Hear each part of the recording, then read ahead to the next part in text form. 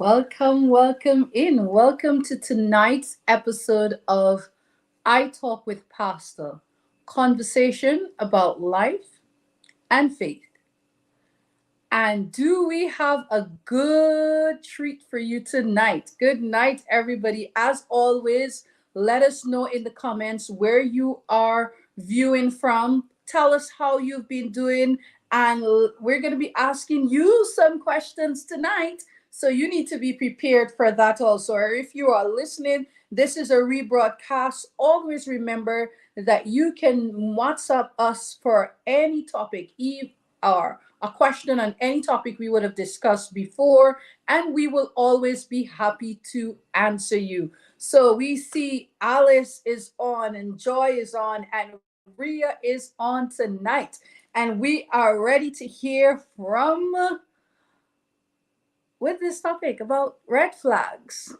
Now, red flags resemble love. That's what we're talking about. This topic is both intriguing and crucial. When we talk about that, it is how it's about if you can see what you can really see, or what are the real warning signs that emerge in the realm of love. Now, as always, before we get into the topic, we always give you an opportunity to share the life. And what do we say here? When you share the life, you save a life. So I know that you know someone that needs to know. So take this moment and click share. I know you're ready and waiting to hear everything, but guess what? Share it before you hear. So share before you hear. Share the link and save a life. Share the link and save the life. So go now. I'm giving you about 10 seconds. Go on WhatsApp, go on your Facebook, send to everybody because tonight is the night we're going to get it right. Share, share, share. Put this program on your status. All right. Let it be someone needs to know about the red flags that resemble love. All right. In this first segment, we're going to delve into some common red flags that might be easily mistaken for expression of love. And joining me tonight, because I cannot do this on my own, I had to bring in a relationship expert. And I have with me tonight Mr. Will Campbell, and he will share insights on recognizing and addressing red flags early on. He's going to provide valuable advice on nurturing healthy and thriving relationship. Now, who is Will Campbell? Will Campbell is a psychologist, he's an educator and a consultant. He teaches educational psychology at the University of Guyana, and he also runs a private counseling service and has a passion for promoting mental, emotional, and educational wellness in Guyana. Yes, he is happily married. He's a Seventh day Adventist Christian and he has two adult daughters. He enjoys playing and watching sports, listening to music, photography, and gardening, and a whole lot more. It is such a joy to have Mr. Campbell here with us tonight. Welcome to I Talk with Pastor, conversation about life and faith. Hello, good evening, everyone, and thank you, Pastor, for the warm welcome and for the opportunity to chat with our viewers and listeners this evening. All right, thank you. So the folks are here and they want to know. Everybody has been talking about red flag rep. If you don't know about red flag, you're probably living on the little rock.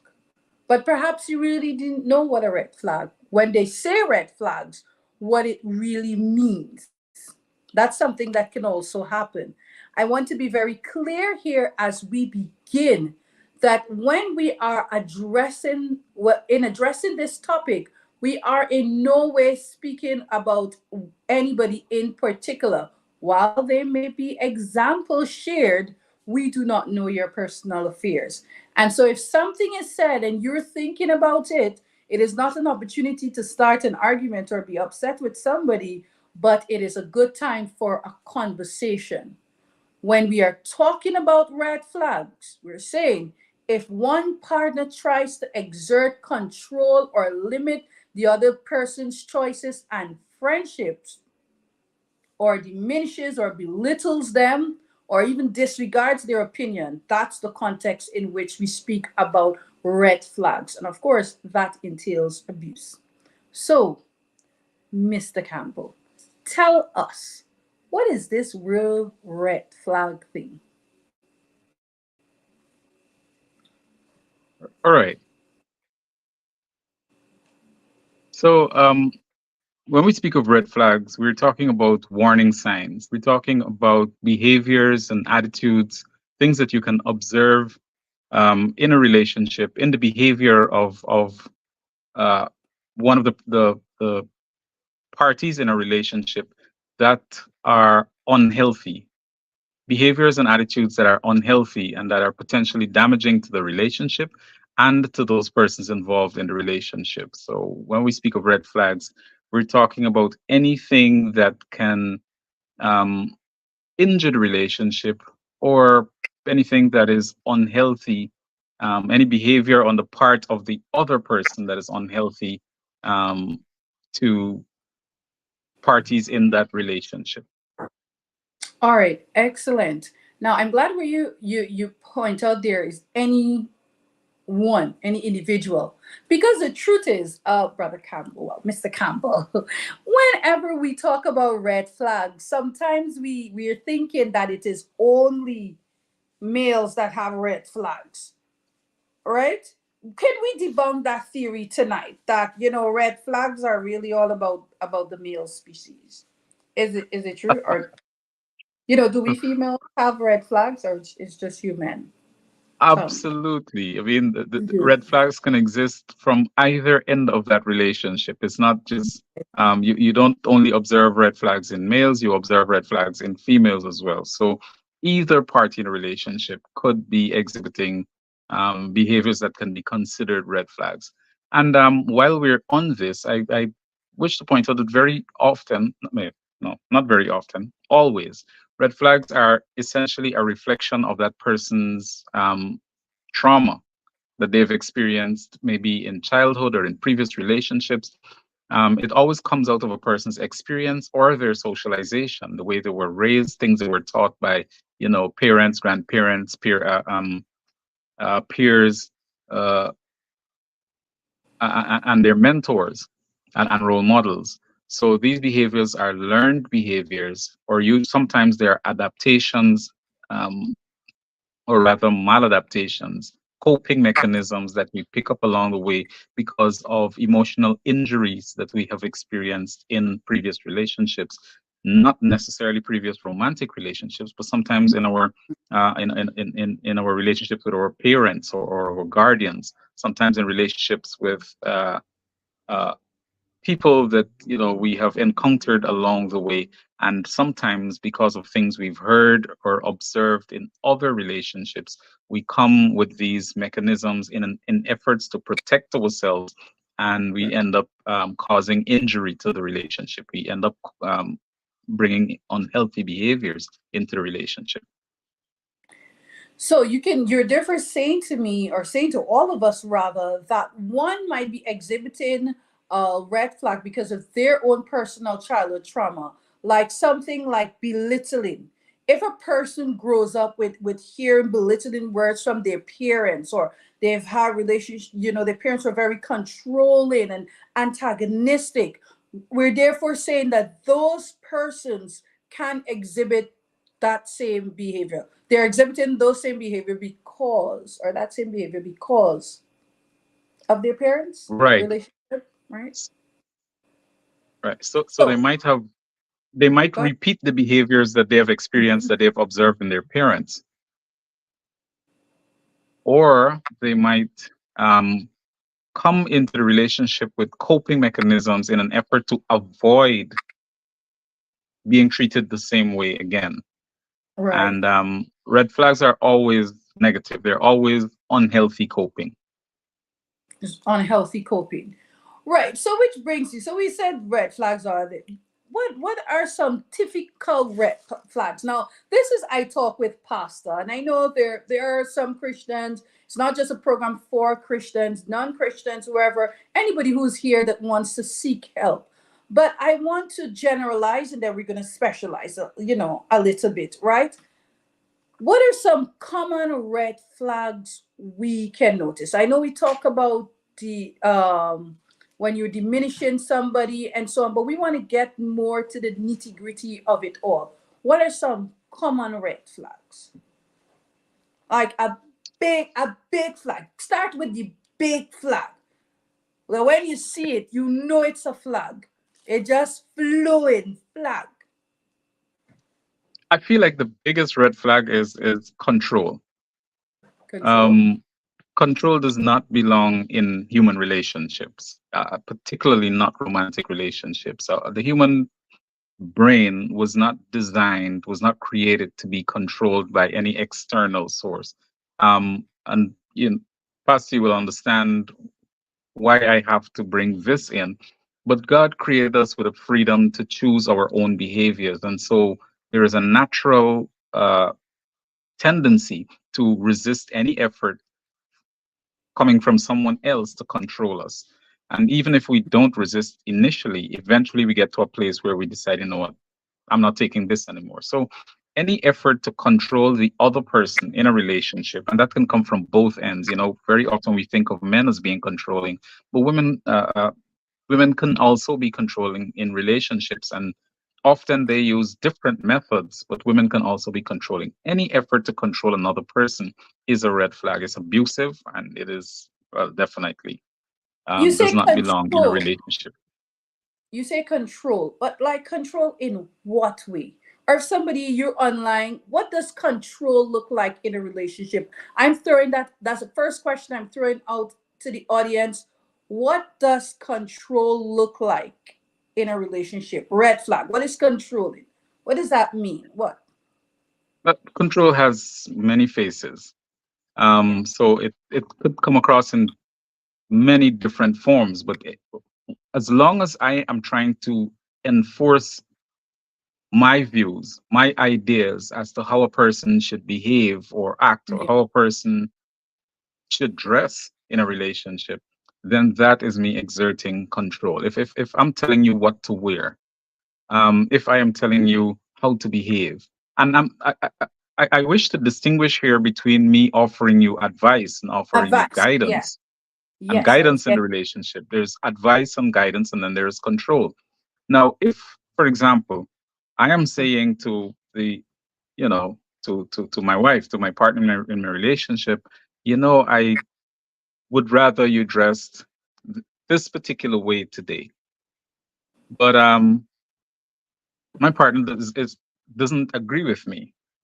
But Right. so I am now taking additional steps to coerce them into doing what I want them to do. Then that's when it becomes control.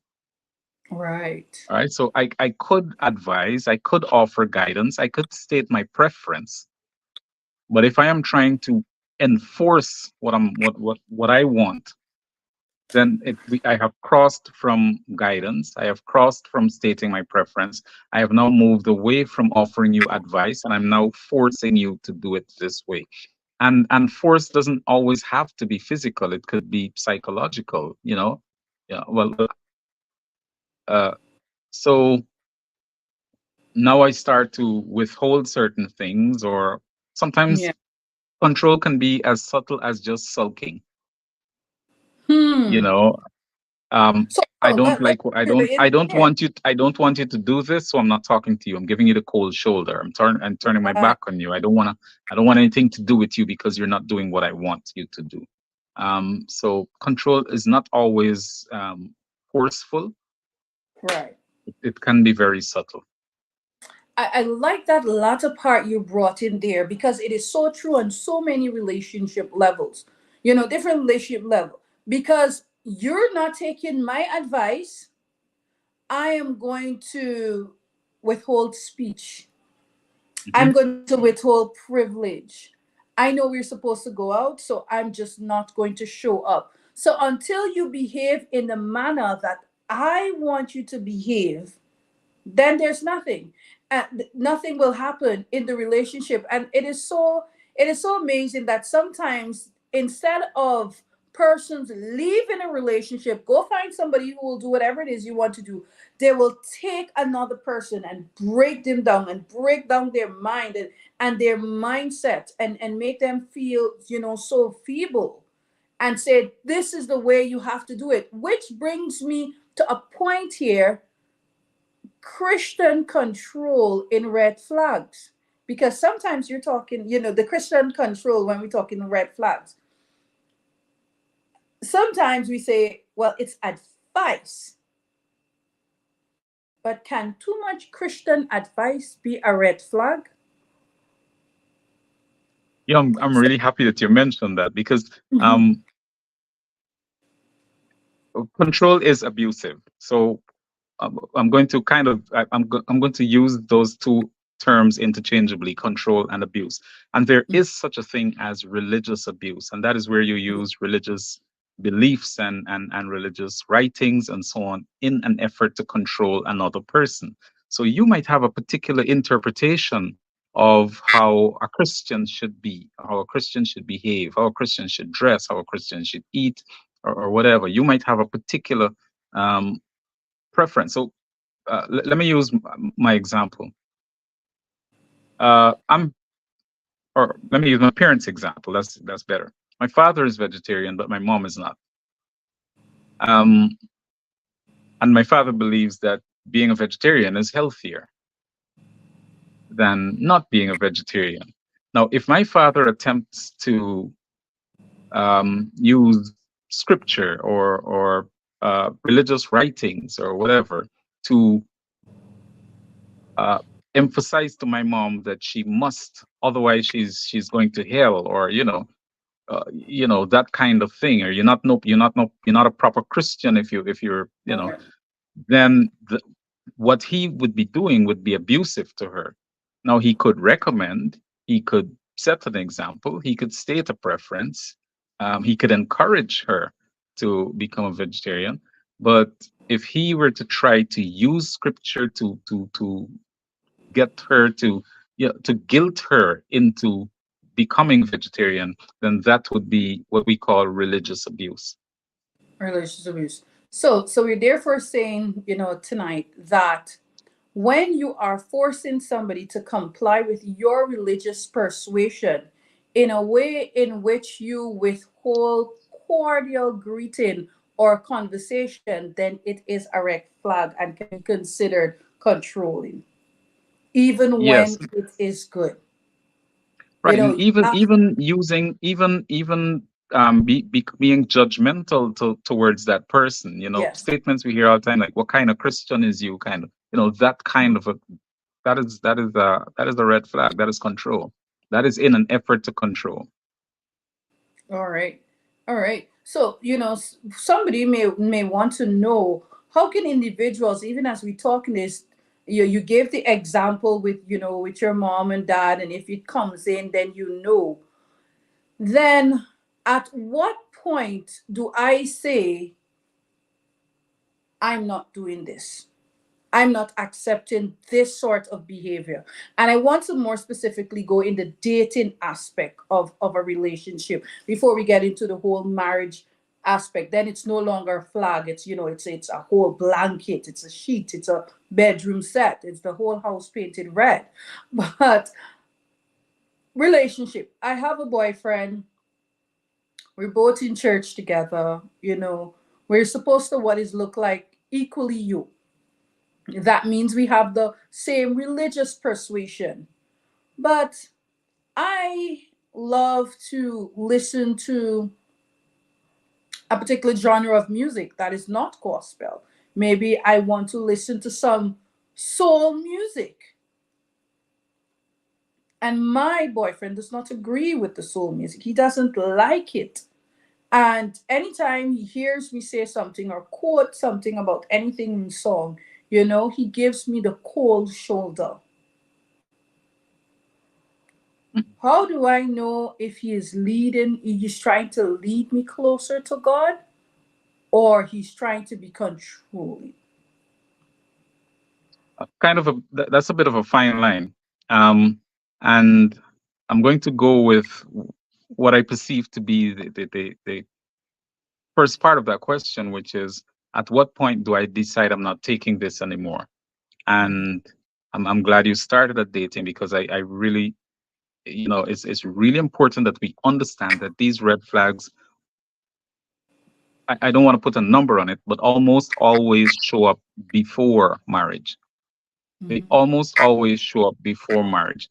And this is why it is so important that, particularly for younger people, that they spend some time dating with their eyes wide open, understanding what they're getting into and who they're getting into during that dating phase. And that's why it's important that dates are not just dinners and places where you're kind of compelled to behave well. I mean, if I'm going to dinner, I wear my nicest clothes, I open doors, I pull out chairs, I eat with a knife and fork. When I'm at home, I eat with a shovel. Is and so it is important to not confine your dating to going out to fancy places. Your dating should include everyday type activities as well, so that you get an opportunity to see that person functioning in their, what I call, their natural habitat. And once you see behaviors that appear to be red flags, and there are different kinds of red flags, we're only touching one here right now, but once you see those red flags and you address them, and you see that there is an unwillingness or an inability to change those behaviors, then you need to leave that relationship. Too many persons remain in relationships hoping that the person will change, hoping that they're going to be able to charm that Right. person into being a different person. And that will not happen. So the moment you see these red flags, because there are people who are not aware that their behaviors are Red abusive flag. or controlling or whatever. They're not aware of it. But if it is pointed out to them, they would make the adjustments. If you point it out to that person and you don't see any adjustments, then you need to leave that relationship. Right. So if you point it out, so there a discussion can be had, because sometimes this is just the way they behave. And if they continue, now when somebody is oppressing you, and sometimes you're waiting for that change and turn around because everybody likes him. You finally get somebody who's in church, or everybody likes her, but she is so controlling. Which brings me to another red flag. Can possessiveness be a red flag? Like, we're always on the phone together every single time. You twist and you turn, you're on the phone, everything you do. Isn't that like love? Like, you really love each other and you have to talk to the person. And we're talking red flags that resemble love. Is that a flag, or is that Mhm. love? Like, we just can't get enough of each other. We have to talk all the time. And I can't, he said to me, I don't want you to be with any of your friends, and she said to me, them boys, you can't lie with him no more, because you're in love with me now. And we have each other password, and we can track each other on via GPS and Google Connect. Isn't that love, or is that a flag? Actually, you touched on a couple of different red flags there in this whole. So, you know, possessiveness. Um, so very often it could look, this whole "I can't get enough of you" thing could look really could sound really cute, and it sounds nice in music and in poetry. But if I can't live without you, then that's a potential red flag. Now, I'm not talking about if we're saying it. I'm talking about if we're acting out this whole "I can't live without you" thing. Um, so I mean, the whole "I can't live without you" reeks of domestic violence and murder suicide. Hmm. Wow. Right. So if I can't live without you and something should go wrong, and you feel like you want to walk away from the relationship, then what happens to me? I feel like my life has meaning, doesn't have meaning anymore. My life is ended. And if I lose value for my own life, then I will lose value for your life as well. So a person who can't live without you is somebody that you need to live without. Um, Oh, wow. then there is the whole element of, um, I'm constantly checking in on you and I need to know where you are every moment of the day. And you need to report to me. And if 5 minutes go by and I don't hear from you, I feel like something is wrong. That is evidence of some kind of insecure attachment. Hmm. If I feel like if I don't see you every 5 minutes, I don't hear from you every half hour, um, that I'm gonna lose you, then I have a problem. I have a serious issue. And if I have to know where you are every moment of the day, then that's a problem. And then you touched on the whole, um, you don't need to have friends. And typically that starts with, you don't see me, you don't see that I don't have friends. And if a person doesn't have friends, then that person has some kind of social deficiency. Because, I mean, not everybody has a big circle of friends, not everybody is extroverted.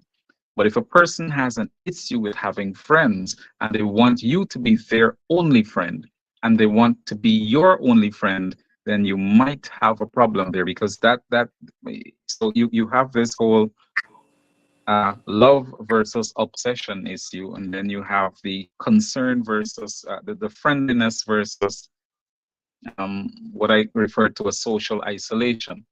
I don't want you talking to this person. I don't want you talking to that person. You don't need these people. And typically, those persons who exhibit those red flags target um, the friends that you draw strength from Right.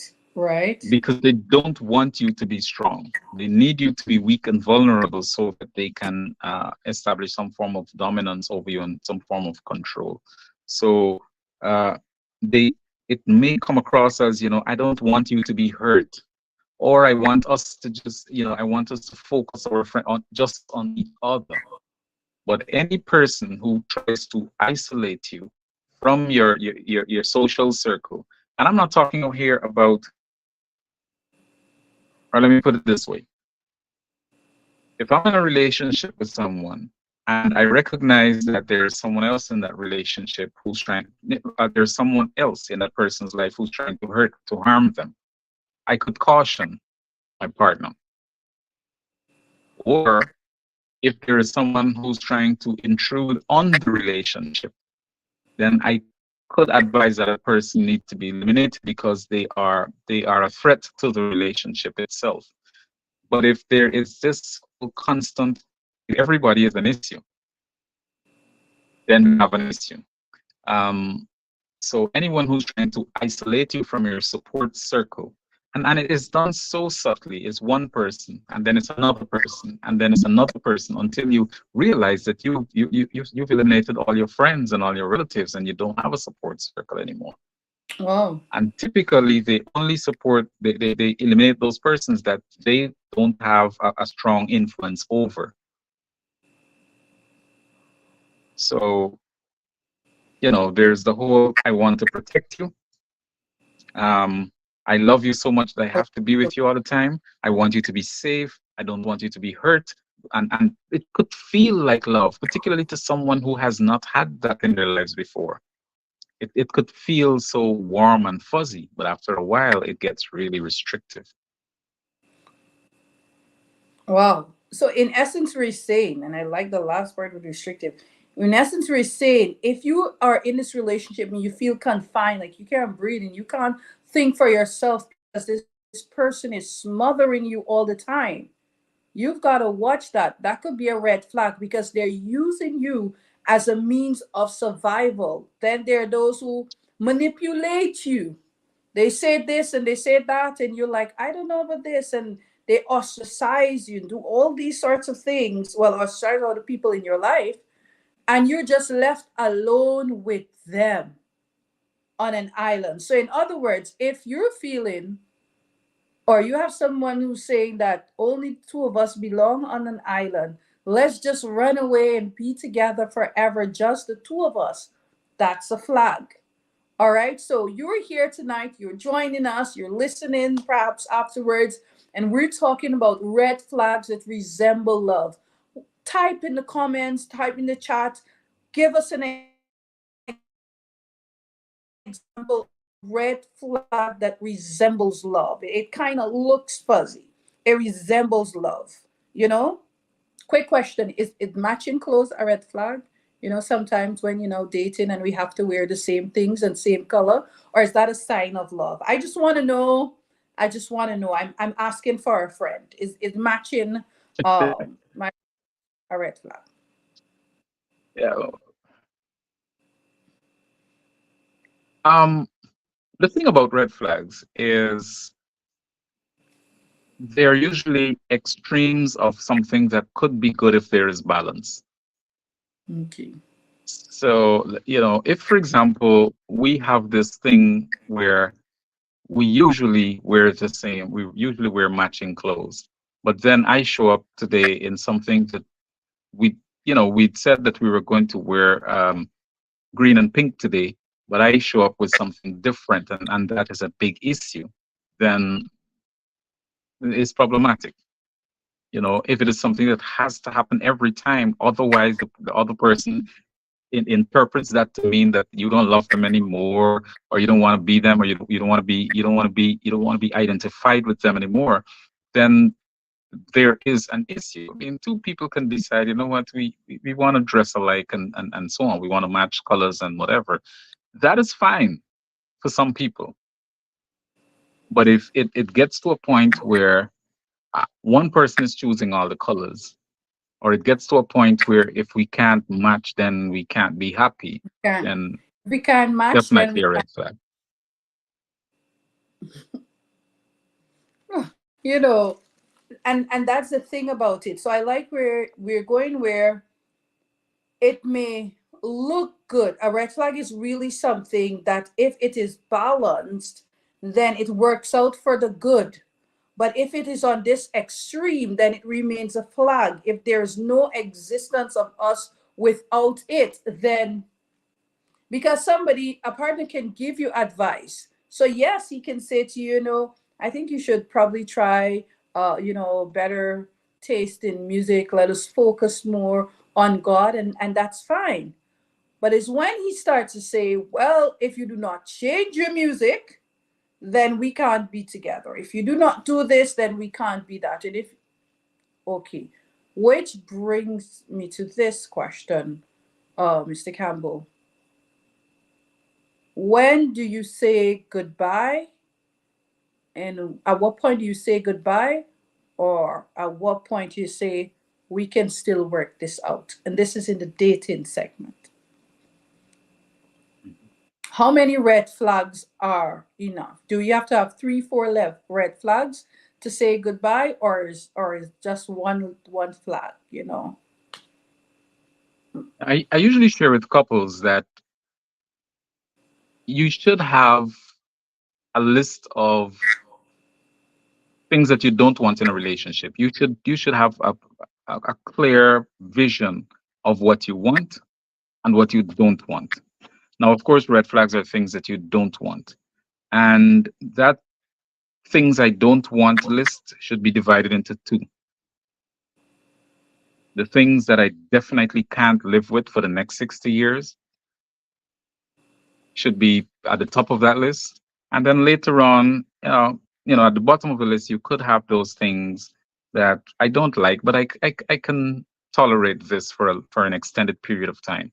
And you need to know what you can wake up to every single day. And if it is something that you know you won't be able to wake up to every single day, you need to let that person go, even if it is one red flag. As long as True. it is something that you know that you don't want to wake up to every day, you need to walk away. It could be just one thing. And that is also subjective, because your friends might be saying to you that little thing, but if that little thing is a big thing for you, then treat it Yeah. as a big thing. Don't let anybody tell you what should be important to you.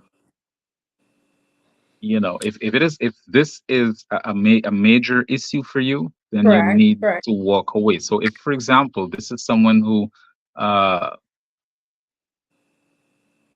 let me use something that's common that I come across. Um, this is someone who does not like to give you anything. Mm. Um, they don't like to share with you.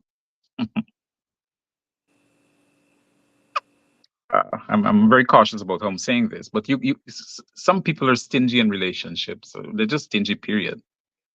And then that translates into the relationship, and you see that. And this is you like people. For you, sharing is important. Then you need to leave that relationship, even if it is a case where you could provide those things for yourself. The fact that the person does not want to share with you will not sit well with you over time. And it is going to wear you down over time, and it's going to wear the relationship down over time and make you unhappy. So, if that is something that is important to you, then walk away. And you don't have to wait for red flags to pile up. Now, I'm not saying that the moment you see something that you don't like, you should walk away. But there should be dialogue, there should be discussion, and if it cannot be worked out, you leave. That is true, and that is being observant. That is why all the puppy eyes and the love feelings and so on. It's still for us to be conscious about what is happening, because sometimes I can't speak for males, but I can speak as a female. When you're in love, you're just in love, because when they sometimes when they tick off certain physical things that you want. I don't know if they say tall, dark, and handsome. Our girls now, we're just looking for white and light, so we don't say tall, dark, and handsome anymore. That is the reality of how society is going. And you're like, okay, he takes that, takes that, takes that, takes that, but then you realize he's starting ticking you, his Mm, mannerism, and how he speaks to you. But you brought in something earlier where family. What if, when you feel this certain pressure when you're with the person, but around families and friends and church, and everyone's like, oh my, you are so lucky to have her. You are so lucky to have him. How does someone function when everybody says the person is okay, but you don't feel okay with them? hmm right. So all of us wear different faces, and it doesn't necessarily mean that we're false. It We exhibit different behavior. We adjust and we code switch, if you will, to suit the circumstance. So, like I mentioned earlier, if I'm dining at a fancy restaurant, I eat a little differently from if I buy food from Rastaman on Durban Street. Um, and so we all show different faces. And the people who are closest to us get to see the ugliest faces, because those that we the horns come out when we feel comfortable with people. And if you're close to someone, you get to see things that other people don't see. Right. And once you see those things, you need to make a decision for yourself, because those people that are advising you are not the people that will have to live with this person for the rest of their lives. So I'm not saying that you shouldn't take advice. I'm saying that at the end of the day, you have to decide what works for you. And so everyone else might think that this is a really great fit for you, but at the end of you can be wearing the shoe, and the person who wears the shoe knows where it hurts. So if you know that this is not a good fit for you, you need to blank out all the other voices and take actions that would be in your best interest. All right. Now, I'm going to ask a question that maybe the ladies are going to be mad at me with. But if a man recognizes that a woman only wants him for his money, is that a red flag? mean, she treats him nice, but the main thing is the it's all about the money, and he knows should he lose this money, we're not going to be together. Should he still remain with her even though it's just the money? There's a friend of mine who would say that's a whole bowl to red cloth. That's not just a flag. That's, you know, anyone who is with you for what they can get from you will leave you when they can get it from someone else or when they can't get it from you. So if a person doesn't um, have interest in who you are and want to be with you as opposed to wanting to have access to what you have, or sometimes it's not just what you have but it's who you represent, your status. Some people are drawn to the power that you hold or your popularity, because your popularity rubs off on them and makes them popular too. If anyone is with you because of something that is external, then that relationship is on very shaky ground and it is not going to last. So that is definitely a red flag. All right. So if it's just about the external, and so therefore, if he only likes her because she is red, there's a red flag. Absolutely. And you mentioned physical appearance earlier, and I wanted to comment on that. Um, so I was talking to a group, I was talking to a group of young people not so long ago, and I told them that a couple of years ago I used to be handsome, and everybody laughed. But the truth is that our looks change over time. Um, and if if our attraction for a person is based on those external factors, and looks are external, physical uh, attributes are external and they can change, and an illness or an accident or just life itself or bad habits um, could cause a person to change. And I talk to men in particular, but it's not confined to men.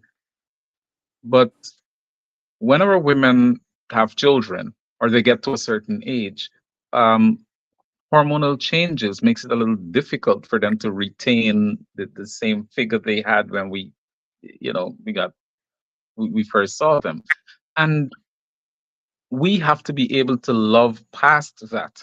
Um, or as I say, as I put it, you you have to learn how to love those changes so that you still are attracted to that person later on. And that comes with a mindset. That comes with a mindset that loves beyond the physical. So regardless of how that person changes physically, you can still be very attracted to them, even physical attraction. Um, I know I didn't explain that very well, but the point I'm making here is that we can't base our feelings, we can't base our attitudes or our desire or love for someone on things that are temporary, and certainly not things that are external. All right. Excellent. So we're almost to the end of the program tonight, but this is for the married people segment and section. Now it's quite easy, I perhaps. Well, not always easy. Any relationship break off is hard because you want love, you want commitment, you see what is happening. Sometimes you're exhibiting red flags, as we say earlier, and you really didn't know or you don't know because of your whole background with your family, and the person speaks to you and you're willing to make a change and their change is happening, then that's a relationship perhaps that will can continue and blossom. Are we saying that, Doc? Right. Now, I am married and the house is red. How much red does it have to be red for me to leave? Mm. All right. Let me preface my response by saying that I really believe that as long as two people are willing to put in the work, any relationship can be salvaged. Excellent. Let me say that again. Any two people are willing to put in the work, any relationship can be salvaged. However, there could come a time when it is clear that at least one party cannot or will not change. And once that inability to change compromises a person's very existence, then you need to walk away. So if it is a kind of red flag that is life threatening, and anything that's abusive is potentially life threatening, then you need to walk away. Because I don't, I'm no theologian. You might be able to correct me, uh, but I don't understand that God expects us to stay in relationships that will come out, that would end our lives prematurely. Mm. So those efforts to control the threats of violence, even if it never actually materialize into physical actions. If a person is threatening violence, then when they're in a corner, they have nowhere else to go but to act out on those threats. And so I feel that once it escalates to a point of violence or threat of violence, then that person needs to create physical distance between themselves and that person. Right. Then there needs to be there should be an exit.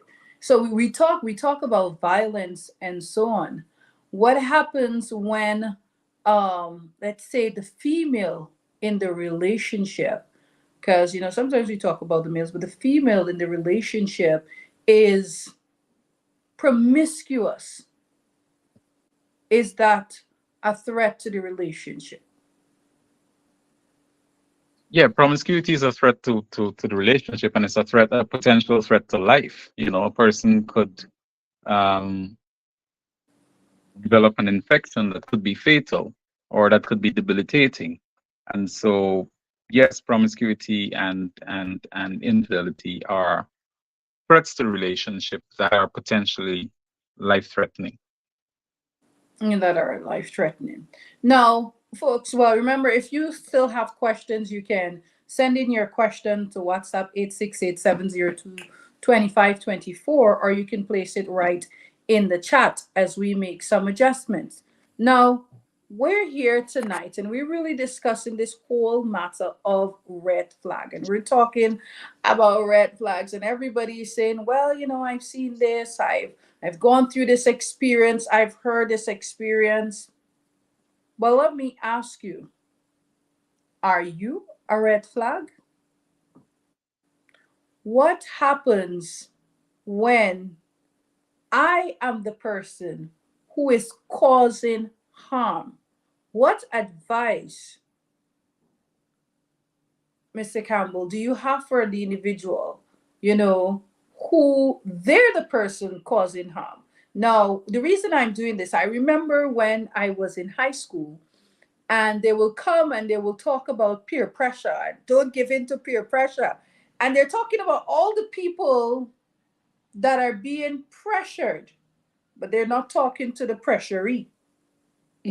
So if you are exhibiting the flags, you've heard this and you realize, I've been doing that. What do you have to say to the people?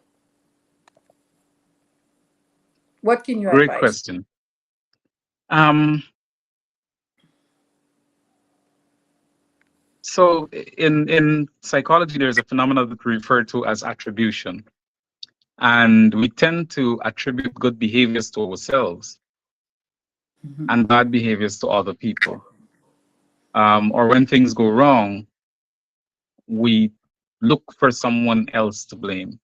And so, in conversations like these, in discourses like these, when we talk about red flags, I'm pretty sure that there are people listening to us who are thinking about the other person in the relationship. But it would be really helpful if we could do some introspection when we hear programs like these, when we gain information like this, take an objective, step outside yourself and look at yourself really carefully to see whether you are exhibiting some of these same behaviors. And many of us, all of us exhibit red flag behaviors because all of us have experienced some kind of trauma or some kind of unhealthy socialization in our lives. And so all of us have some kind of behavior that's not helpful to our relationship. And the moment we recognize that we have these behaviors, we should attempt to make adjustments. We should attempt to change. And we need to also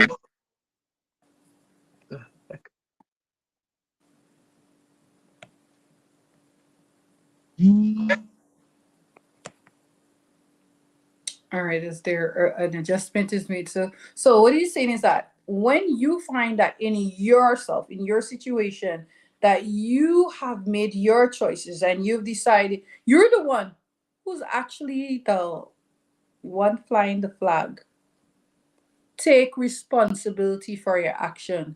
Recognize in yourself why you're doing what you're doing. Perhaps it's not intentional, perhaps it is. If you want your relationship to last, are you going to seek help, or are you going to turn it around and twist it and manipulate others into thinking that they're the problem and they are the issue, or they're just the ones who need help? Red flags are not something that just happen in relationships that are unequally yoked. We talked about earlier in Christian relationships where you find that there's so much pressure going on and there are so many difficulties the person have to go through because one partner refuses to live right, or refuses to seek help, or that partner refuses to go the extra mile, and there's a pretense that I have it together and they don't. So let me ask you a question. Maybe you don't want to answer. Have you ever seen a red flag in yourself? Hmm? Have you ever thought about it? Have you seen a red flag? Is there a red flag in me? And I know Will said earlier that, coming in, sometimes what happens is that the individual may feel as though, hey, guess what? I am not ready to get into this relationship, but there's a lot of pressure and there's a lot of outside force. Therefore, can there be community red flags? Pushing two people together that don't belong together. How are we therefore going to seek help in that? One, you have to acknowledge. You don't have to acknowledge your transgressions, but acknowledge your faults. What is it I am doing? And seek help in getting away from that sort of behavior. For those who are experiencing pressures in your own family life, sometimes it's in your own marriage, call out for help. Get someone to help you. And sometimes we do this covert thing and we like counseling, or even say, oh, let's go Christian counseling, or you may want to see the pastor. As great as some of us pastors are in talking, we're not necessarily all that great in counseling because some of us do not have a counseling degree. And so professional help ought to be sought in helping relationship, because sometimes we only look at they must be reconciled, you must be reconciled, and while the person is receiving so much pressure in their relationship. I don't know if we've lost Will. I've not seen him on, but he's gonna get back in here and he's coming on quickly. Are you experiencing pressure in your relationship? What does that pressure look like? Where you cannot be you, where you cannot live for you, and you feel as though you are just a pretender. So, when we're talking earlier here with Will, and we saying you're in a marriage, you're there, you're being physically abused, emotionally abused, religious, what was the religious one you call it there, Will? religious Um, abuse. religious abuse, and you're going through all of that. That's where there's a pressure to be and to confine to someone, something else, or to someone else. We've got to watch it. Because what we're saying is that has given us free will and free will to function, but there are people who don't like to see you free. They don't want you. And yes, choices have consequences. So I have another question for you. Um, Will, this is a question coming in here on WhatsApp. So someone wants to know, oh wow. I just found out that my husband has a 13-year-old daughter. What do I do? They have not said how long they've been married to. I assume that they've been married longer than 13 years. And they're asking what they should do. Counselor, go right Right. ahead. That is a heavy question, because it has heavy consequences. And I would recommend that. Let me say that there is not enough information to give a definitive response to that question. What I would recommend is that couple um, should sit down with a qualified family therapist who would be able to provide them with some guidance as to the way forward.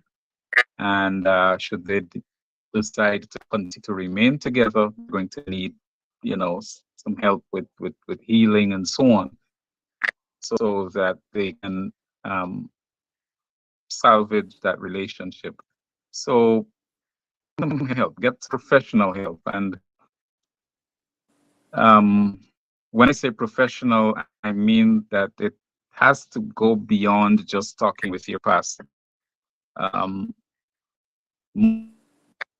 most pastors are not trained to deal with all of these relationship issues, and some of them, I mean, every pastor will be able to pray for you, and every pastor will be able to offer you some form of spiritual guidance, but sometimes it requires someone who has specific training in family Mhm. therapy to help you move past some of these challenges. Excellent. I actually said mentioned that and a little earlier, and when you dropped out there, that's a reality. That as much as you may want to talk with pastor, pastor can't always counsel you. I remember as a young pastor, um, married couples coming to me, and they are, coming to me for advice, and I'm like, I am the pastor. But looking back, I just want to make an apology to those couples. I was inexperienced. I had no clue marriage was that difficult. And some of the advice, things like just go home and the two of you, you all pray about it. That wasn't quite the advice. Praying is good, but there are other actions that should be taken. We say things like, time will heal all wounds. No. In order for a wound to be healed, that you must take care of that wound so that it can Gotta have some heal. treatment. Hmm. There must be some Yeah, treatment. some and wounds need so treatment. and so whenever we think of these situations, we must know that in order to effectively help people, sometimes as friends, we want to say, do this and do that, but we're not always the best in giving the advice.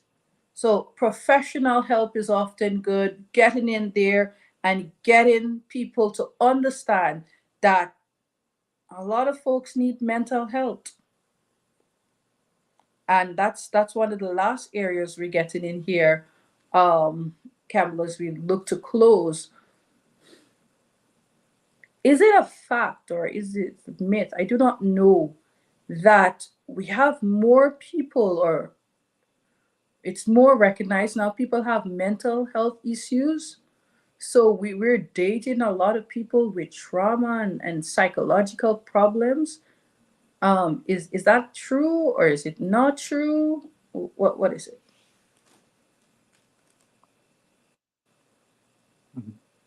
I think that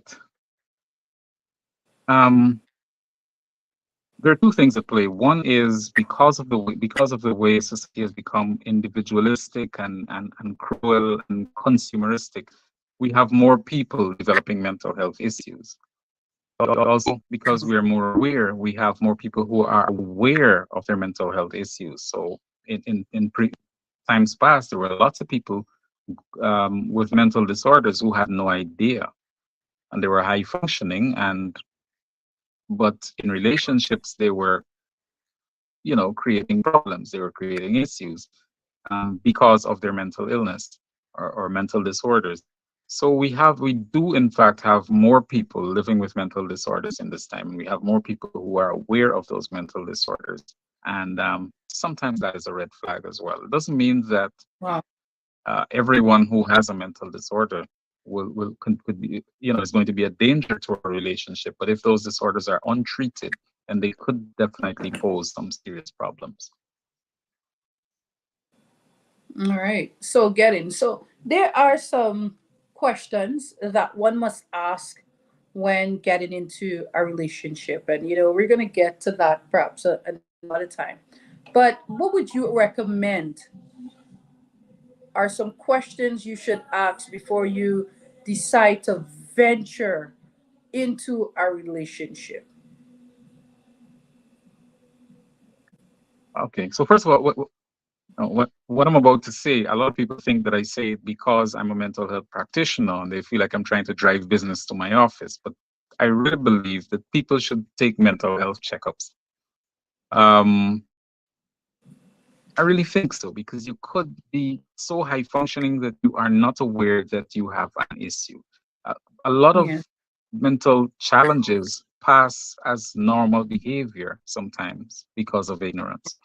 And so I believe that people should take mental health checkups. And when couples, before they get married, they decide, we'll go take HIV tests and STI. In the same way, maybe it could be done through the premarital counseling. The premarital counselor could refer you, or if that person is a specialist, they could in fact perform some kind of assessment to make sure that you're both mental and emotionally healthy. Outside of that, you want to take a look at that person's family history Yeah. because family history is a very strong predictor of mental health.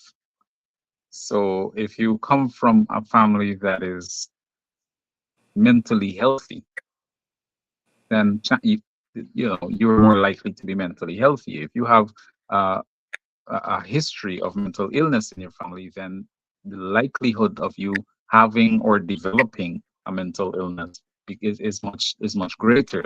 So you want to ask that person if they got any mentally ill people in the family. It doesn't mean that you have to cast that person aside. It just means that you're going to have to take some more precautions to ensure Yes. that this person does not develop one, or if they do, that they get adequate treatment. Because I don't know of any mental illness.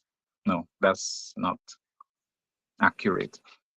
But there are very few mental illnesses that are not treatable. Most mental illnesses, with the right treatment, could allow a person to live productive, happy lives. Yes. Well, that's the thing about it, that sometimes people may seem that these questions are off, but we have to come out of the, because of how serious marriage and relationships are these days, we have to come out of the googly eyes and the can't sleep and reach for the stars over the fence mentality to say, I want to be with you, but I want to know about you. It can no longer Yes. just be the fluttering of the heart, the oh my, the woozing of the head. The guys meeting you and be like, "This is it, boy. This is it. You score big." It cannot just be that, because you could be marrying a psychopath. You could be marrying someone who has serious, mental health challenges, bipolar, and they of themselves don't know. And it's not that they're hiding it from you, as Campbell said. You can be very high. They were high functioning. and they don't know. They were high functioning in church. They are preachers, they are pastors, they are elders, they are leaders. They're doing well in the Christian community. But when they get into that intimate relationship, they become so bitter, and they deteriorate and they pull you down and they tearing you apart because you get to see the close-up section of yourself. So all of us, we may be feeling quite well. I may be feeling like, oh, I'm feeling great. Get a mental health checkup. How can one do that, do? How? Just by going to a Right. psychologist, emphasize again. Yes, and it really is that simple. Book an appointment with a psychologist, but please make sure that it is a qualified psychologist. And that might sound redundant, but not every psychologist is a psychologist. Not everyone who uh, portrays themselves to be, a, a therapist, a specialist, is in fact qualified. Um, One way to ensure that you're going to a qualified person is to ask whether that person has been licensed to practice in Guyana, or wherever you are. If that Right. person is licensed to practice, then it means that they have gone through a vetting process to ensure that they've had the relevant training and the upgrades and so on. So don't be shy about asking your psychologist, your therapist, your counselor if they are licensed to practice. And if Ex- in order to do a mental checkup, it has to be someone who has been trained in mental health assessment. All right, so there are licensed therapists and psychologists who don't have that training, depending on what branch of psychology they studied. All right. So thank you so much. Well, if you're very happy that Mr. Campbell was here with us tonight, you know how we say it here on I Talk with Pastor. Thank you, thank you, thank you. What are we saying to you tonight? We're saying that there are red flags that resemble love. We're saying that when you have that love bombing, that overwhelming, that you can't live, you can't eat, you can't sleep, you can't move, you can't think or breathe without that person, or that person is saying that with you to you in actions, not just in words. I can't live without you in words, but they behave. They sneak you up on the job. They're just there all the time. That's a flag. If you're not allowed to have an opinion, it's a flag. All right. If you agree with these things, put flag in the chat. If you're not allowed simply to have friends, that's a flag. If you cannot express an independent thought or differ, that's a flag. If you are in a relationship and it's only about the person, that's a flag. And there can be red flags in friendship, in relation, emotional relationship. It's a flag. If you're with someone and they're abusing you, whether that abuse is physically, emotionally, financially, or even psychologically, that is a red flag. If you feel any sense of danger in a relationship you're in, it could be a dating relationship, it could be marriage, it could be a friendship, seek help from someone, seek support from someone. They may want to isolate you. That's a red flag. Don't let people isolate you. Have that freedom to make decisions. And I know sometimes, and Miss Campbell, I've been in that experience where you don't even see it as a flag. You really think is love. I remember I was with this guy and I had to check in every single time, everywhere I go, whatever I do. I'm like, oh, he loves me. No, he's a stalker. Mhm. It's a flag. It's not a heart. It's a flag. But What are hearts? So if you know if this is a heart, just put a heart right there. Say a heart, or just put a stick of a heart right there. Let me tell you what is a heart. A heart is when someone protects you, when they have you, they support your goals and your dreams. They encourage family relationship and family building. That's a heart. That is love. When the person is there and you feel safe with that individual. Not that it's like, oh, I'm ready to just lay down my life for that person. No.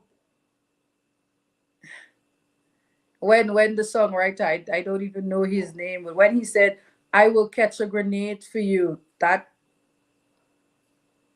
not a heart. That's a flag. Because it's not just about catching a grenade.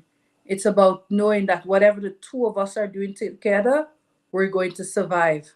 So I'm not catching the grenade. I'm batting the grenade away because I want to live for you. If somebody wants to live with you and for both of you to grow together, that's a heart.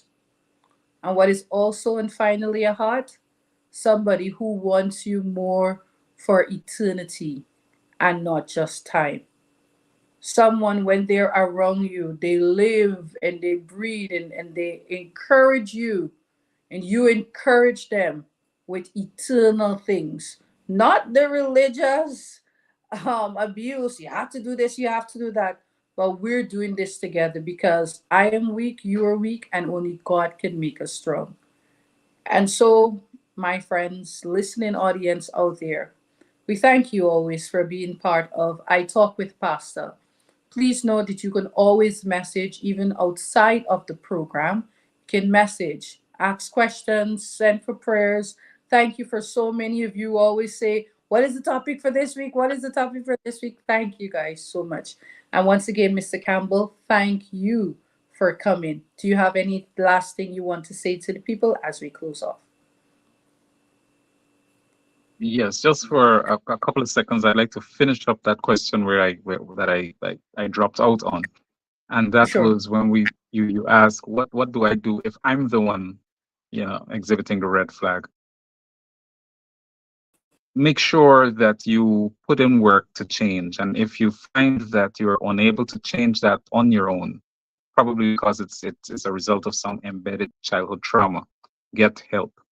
As you head into relationships, work out your own traumas so that you don't bleed into those relationships. Work out your traumas so that you're not red flagging that person that you are with. And understand that you have flaws as well and work on those flaws.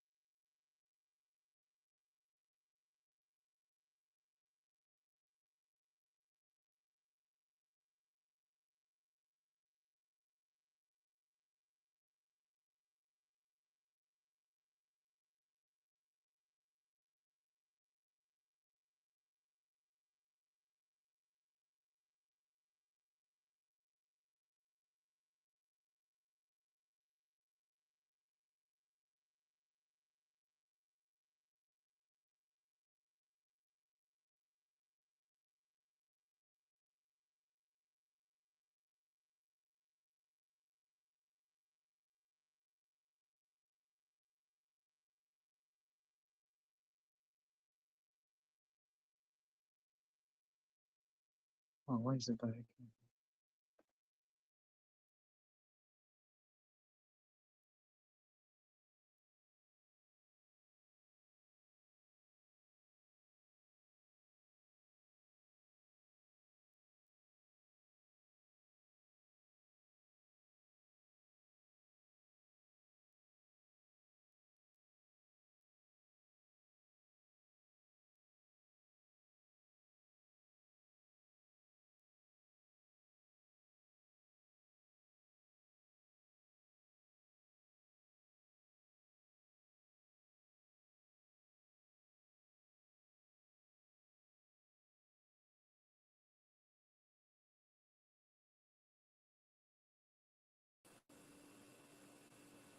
All right. Sorry about that. There is no audio. Are you hearing me now? Not sure exactly what went on.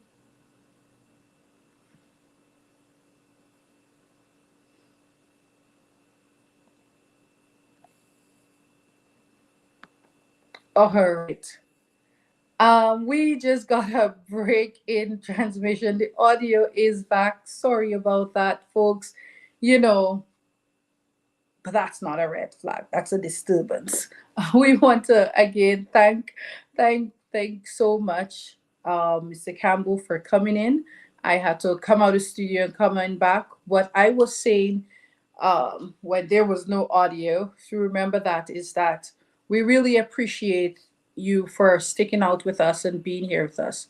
We're saying to you that we want you to know that whatever struggle you may be going through in your relationship or whatever it is happening, continue to seek some sort of help, encouragement, and surround yourself with people that will uplift you. This is the Love Month. It's February. It is the 1st of February. So we're going to be discussing a lot of different things in relationship. So you don't want to miss any Thursday night. Next Thursday, we're going to get into when it hurts to go to church. That's a different type of love, isn't it? When it hurts to go to church. All right. So invite a friend, invite a family member, and continue to be good. Good night, everybody. Bye bye, and see you next week. Be safe, and continue in a saving relationship. All right. Bye bye now.